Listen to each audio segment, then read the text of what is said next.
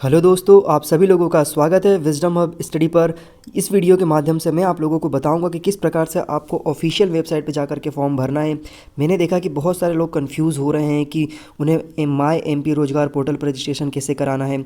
यदि उनका पहले से था, उनके सारे जो पासवर्ड आईडी और यूज़र आईडी खो चुका है, उन्हें नहीं आते, तो वो कैसे जानकारी प्राप्त करेंगे। इसके बाद जब दोनों फॉर्म भरा जाएगा, चाहे वो एससी कैटेगरी, एसटी हो, ओबीसी हो या दिव्यांगजन हो, तो उनको कितना फ़ीस पे करना है दोनों फॉर्म भरते समय। या जनरल कैटेगरी का है तो वो जब दोनों फॉर्म भर रहा है तो उसको कितनी फ़ीस पे करनी है। दूसरे स्टेट का है तो उसे कितनी फ़ीस पे करनी है। यदि वो किसी एक मतलब ज़िले का है और उसी दूसरे ज़िले में जाकर के एग्ज़ाम देना चाहता है तो उसको किस प्रकार का एड्रेस यूज़ करना है कि उसका फॉर्म आसानी से भरा जाए। ये सारे सवालों का जवाब मैं आपको दूंगा। तो सबसे पहले आपको करना क्या है, आपको सबसे पहले गूगल पर MPPSC डालना है। जैसे ही आप डालेंगे तो आपके सामने एक वेबसाइट ओपन होगी, www.mppsc.nic.in। आपको यहाँ पे क्लिक करना है। इसके बाद यहाँ पे और भी ऑप्शंस दिए हुए हैं। यदि आप ऑफिशियल एडवर्टाइजमेंट डाउनलोड करना चाहते हैं वो भी कर सकते हैं, पेपर डाउनलोड कर सकते हैं, रिजल्ट देख सकते हैं पुराने वाले, अप्लाई कर सकते हैं, और ये सारे ऑनलाइन एप्लीकेशंस हैं। तो जैसे ही आप यहाँ पर क्लिक करेंगे तो आपके सामने एक नया डैशबोर्ड ओपन होगा। उस नया डैशबोर्ड कुछ इस प्रकार से होगा। तो ये उसका आधिकारिक ऑफिशियल वेबसाइट है। जैसे ही आप इस पर क्लिक करेंगे तो यहाँ पे आपके सामने ये डैशबोर्ड दिखाई देगा। तो यहाँ पे बहुत सारे इन्फॉर्मेशन दी गई है। तो यहाँ पे आपको ज़्यादा नहीं भटकना है, आप यहाँ पर आ जाइए नीचे। जैसे आप नीचे आएंगे आपके सामने 3 ऑप्शन यहाँ पे ब्लिंक करते हुए दिखाई देंगे। एक तो ये रहेगा, एक ये रहेगा और एक ये रहेगा। तो यदि आप स्टेट फॉरेस्ट सर्विसेज का एडवर्टाइजमेंट डाउनलोड करना चाहते हैं वो करिए। दूसरा है फॉरेस्ट वाले का, वो भी कर सकते हैं। इससे पहले आपको करना क्या है, आपको सबसे पहले ये चेक करना है कि क्या आपका माई एमपी रोजगार पोर्टल पर पंजीयन है या नहीं है। तो नहीं है तो आपको यहाँ पर क्लिक करना है। जैसे ही आप क्लिक करेंगे तो आपके सामने एक नया डैशबोर्ड ओपन होगा कुछ इस प्रकार से। तो ये जो डैशबोर्ड होगा ये बहुत ही ज़्यादा, इसमें ऑप्शंस दिए हुए हैं, बहुत सी सारी यहाँ पे जानकारी दी गई है। तो आपको करना क्या है, देखिए आपको करना क्या है कि आपको जैसे ही आप इसे ओपन करते हैं तो आपके सामने आपके दाहिने साइड में ये एक ऐसा करके एक विंडो दिखाई देगा आपको। तो इस विंडो में यहाँ पर देखेंगे आप 6 से 7 यहाँ पर ऑप्शन दिए हुए हैं। पहला है आवेदन पंजीयन करने के लिए क्लिक करें। यदि आप नए पंजीयन करता है तो आप यहाँ पे क्लिक कर सकते हैं। अपना पंजीयन नंबर जानने के लिए क्लिक करना है। यदि आपके पास आपका पंजीयन नंबर नहीं है, आप जानना चाहते हैं, तो आपको यहाँ पर क्लिक करना होगा इस पर आकर के। फिर यदि आपका पहले से पंजीयन है लेकिन आप उसमें योग्यता में परिवर्तन करना चाहते हैं, सपोज दैट आपने कोई सा ऐसा कोर्स कर लिया, ऐसे ट्रेनिंग कर लिया, कहीं ऐसी नौकरी कर ली है जो कि आप उसमें ऐड करना चाहते हैं, तो वो भी आप यहाँ पर जाकर के कर सकते हैं। फिर यूज़र नेम आपको नहीं पता, आपको पासवर्ड भी नहीं पता, फिर क्या करें आप, तो फिर यहाँ पर जाकर के क्लिक करिए। फिर पंजीयन करना है, कोई नया पंजीयन, कोई नया व्यक्ति है जो पहले नहीं करा चुका है तो वो यहाँ पे जाकर के क्लिक कर सकता है। फिर पंजीयन ट्रांसफ़र कराना है। सपोज दैट यदि आप मान के चलिए कि आप किसी दूसरे ज़िले से हैं, सपोज दैट आप राजगढ़ ज़िले से हैं लेकिन आप कराना चाहते हैं भोपाल ज़िले में आपके पंजीयन का ट्रांसफ़र, तो क्या करना होगा, आपको यहाँ पर क्लिक करना होगा। फिर इसके बाद आवेदन के लिए यूज़र मैनुअल, मतलब आपका रजिस्ट्रेशन हो चुका, आप PDF डाउनलोड करना चाहते हैं तो यहाँ पे जाकर आप कर सकते हैं। तो सपोज़ दैट मैं मान के चल रहा हूँ यहाँ पे कि मुझे अपना पंजीयन नंबर नहीं पता, मैं क्या करूँ, तो मैं यहाँ पर क्लिक करता हूँ। मैं यहाँ पर करता हूँ अपना पंजीयन नंबर जानने के लिए क्लिक। तो मैंने जैसे यहाँ पे क्लिक किया ना तो आपके सामने एक इस प्रकार का विंडो ओपन होगा। ठीक है, यहाँ पर जैसे विंडो ओपन होगा यहाँ पर पूछा जाएगा आपसे इस पूरे ब्लॉक में कि आपका पहला नाम लिखना है या फिर सरनेम लिख दीजिए। तो आप पहला नाम लिखते हैं, सपोज दैट मैंने यहाँ पे अंकित लिख दिया। फिर आपसे पूछा जाएगा आपका डेट ऑफ बर्थ क्या है, तो मैंने यहाँ पे डेट ऑफ बर्थ लिख दिया। आप मेल हैं या फीमेल हैं ये बता दीजिए, तो मैंने मेल किया यहाँ पर। यदि आप फीमेल हैं तो फीमेल कर दीजिए। फिर इसके बाद यहाँ पर ये बॉक्स रहेगा, यहाँ पर इस कैप्चा को फिल करना है। यहाँ पे आप फिल करेंगे, फिल करते ही सर्च करेंगे। तो सर्च करेंगे तो जो भी अंकित नाम से और डेट ऑफ बर्थ 28 जनवरी 1994 और मेल जिनका जन्म हुआ था, इस 3 जानकारी को देने के बाद इस रजिस्ट्रेशन पर, इस पोर्टल पर जितने रजिस्ट्रेशन थे उसके नाम यहाँ पर शो कर दिए। जिसमें से एक अंकित सिंह है जो कि इनका राजगढ़ से रजिस्ट्रेशन है। फिर दूसरा यहाँ पर अंकित जैन है जो कि इनका सागर से रजिस्ट्रेशन है। तीसरा अंकित श्रीवास्तव है जिनका रजिस्ट्रेशन यहाँ देखेंगे सतना से है। तो यदि फिर इसमें से आप देख लीजिए आप किस डिस्ट्रिक्ट के हैं, तो आपको यहाँ के सामने ही आपका रजिस्ट्रेशन नंबर दिखा देगा। या आपका रजिस्ट्रेशन नंबर यहाँ पर आ गया और आपने रजिस्ट्रेशन कराया कब था ये भी आपको यहाँ पर दिख जाएगा। तो इस प्रकार से आप यहाँ पर अपना रजिस्ट्रेशन नंबर पता कर लेंगे। फिर क्या करना है आपको, अब यहाँ पर आकर के आप अप्लाई करने के लिए आ जाइए। आप यहाँ पर जैसे ही आप अप्लाई करने के लिए आएंगे यहाँ पर, तो आपके सामने यहाँ पे ऑप्शन आएगा स्टेट सिविल सर्विसेज और पुराने वाले, तो आपको इस पर करना है स्टेट सिविल सर्विसेज पे आपको रजिस्ट्रेशन करना है। तो फिर जैसे ही आप करेंगे यहाँ पर, तो आपके सामने यहाँ से एक जानकारी स्पष्ट आएगी। यहाँ पे एक विंडो ओपन होगा इस प्रकार से। तो इस विंडो में आपको देखना है कि कौन सा यहाँ पर आपको नया एप्लीकेशन फॉर्म फिल करना है, तो आप इस पर क्लिक करिए। आप जैसे ही क्लिक करेंगे तो आपके सामने एक नया विंडो ओपन होके आ जाएगा कुछ इस प्रकार से। तो जैसे ही ये विंडो ओपन होके आएगा यहाँ पर, तो आपको यहाँ पर सत्यापित करना है। यहाँ पर एक टिक रहेगा, इस टिक को आपको यहाँ पर एक टिक करना है, और टिक करते हुए आपको जो भी इन्फॉर्मेशन दी गई है आप यहाँ पर इसे पढ़ सकते हैं। वो सारी जानकारी जो मैंने पहले बताया है वीडियो में वही है कि 14 तारीख को फॉर्म आया था। इसके बाद आप दोनों फॉर्म भर सकते हैं। किस किस प्रकार से जानकारी कोई त्रुटि होती है तो आपको एक्स्ट्रा चार्ज पे करना पड़ेगा।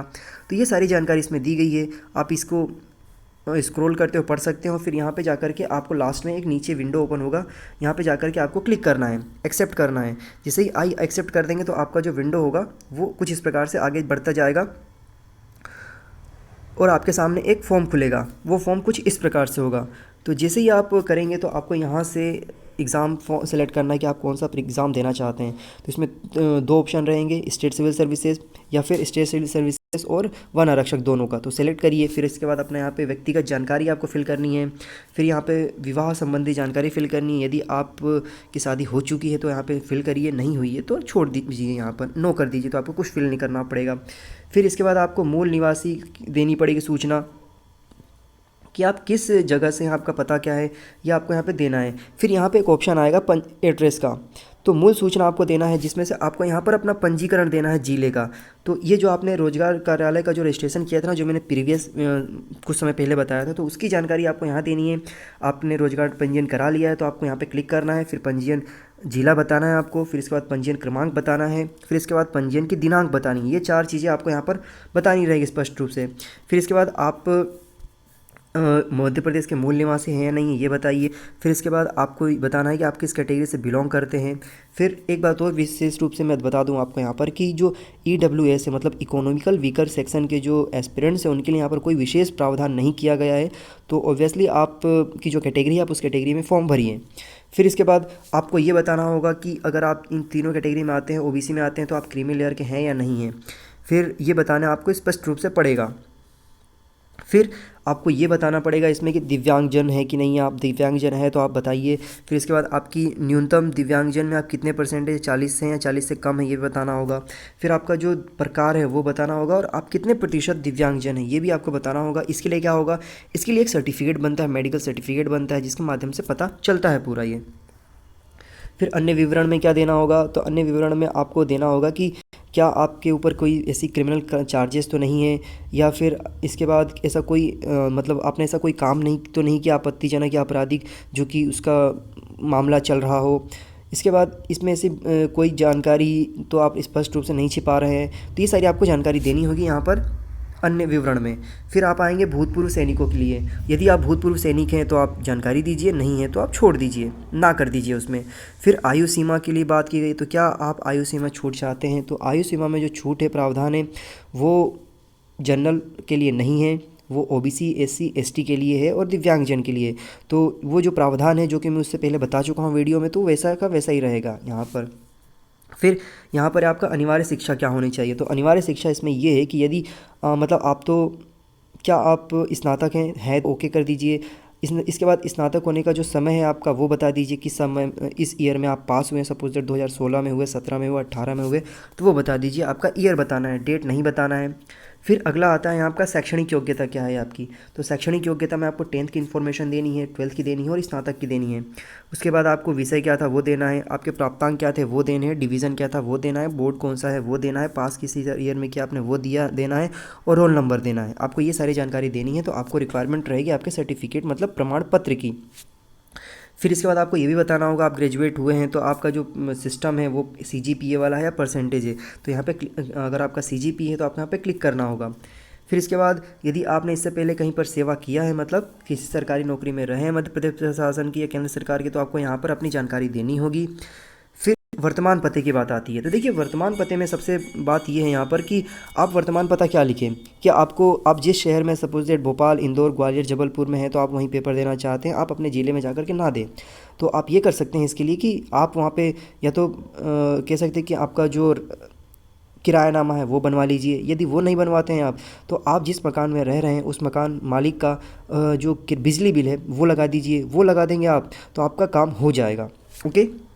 फिर इसके बाद स्थायी पता आप यहाँ पर दे सकते हैं। आपका जो वर्तमान पता दे सकते हैं। जब पत्राचार है तो मतलब एग्ज़ाम के लिए आप फॉर्म वहीं से दे सकते हैं। तो आप जिस सपोज दैट भोपाल का बिल लगाते हैं तो आप भोपाल में एग्ज़ाम दे लेंगे।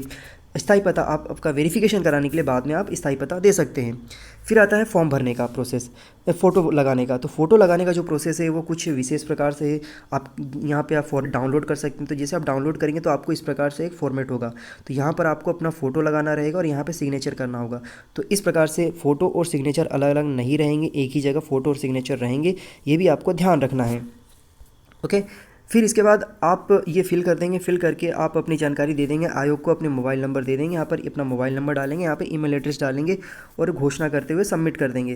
तो फिर जैसे ही आप सबमिट करेंगे, नेक्स्ट करेंगे, तो यहाँ पे फिर जो प्रेफरेंस रहेगा आपको फॉर्म भरने के लिए, पेमेंट करने के लिए, तो आपको मैं बता दूँ स्पष्ट रूप से कि जो पेमेंट करने का जो यहाँ पर ऑप्शन रहेगा वहाँ पे जैसे अगर आप ओबीसी के हैं, एससी के हैं, एसटी के हैं या दिव्यांगजन हैं, तो आपको 250 रुपये पे करना है प्लस 40 रुपये दोनों फॉर्म भरने के लिए। ओके। 250 रुपये प्लस 40 रुपये आपको फॉर्म फिल करने के लिए देना है। और यदि एक करते हैं तो भी यही होगा, दोनों करते हैं तो भी यही होगा।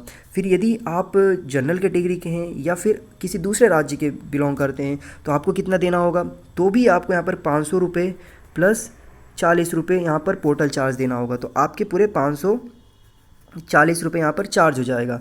याद रखिए, दोनों फॉर्म भरते हैं जनरल कैटेगरी वाले तो उनको देना होगा 540 रुपये, या एक फॉर्म भरते हैं तो भी वही रहेगा। ओबीसी वाले, एससी वाले, एसटी वाले और दिव्यांगजन यदि वो भी दोनों फॉर्म भरते हैं तो उनको यहाँ पर 250 रुपये प्लस 40 रुपये मतलब 290 रुपये का चार्ज देना होगा। ओके। तो इस प्रकार से आपके फॉर्म फिल हो जाएंगे। आई थिंक, मुझे उम्मीद है कि आप लोगों को जो भी डाउट्स थे वो क्लियर हो चुके होंगे। और इसके अलावा कोई ऐसा ऑप्शन है नहीं जो कि आपको किसी प्रकार के डाउट होता है। यदि आपको फिर भी किसी कोई प्रकार के डाउट होता है तो आप कमेंट सेक्शन में पूछ सकते हैं। यदि मैंने ये मैंने वीडियो जो बनाया है आप लोगों को, यदि इसमें भी किसी प्रकार का कोई त्रुटि हुआ हो तो मैं उसके लिए क्षमा मांगता हूँ, क्योंकि मैंने जितना हो सकता है उतना ऑथेंटिकेट इन्फॉर्मेशन लेकर के आपको इन्फॉर्मेशन देने की कोशिश करी है। तो ठीक है, फिर से अगर आपको कोई इस प्रकार की इन्फॉर्मेशन चाहिए तो हम प्रोवाइड कराएंगे। Thank you so much for watching this video. Have a good day. जय हिंद, जय भारत।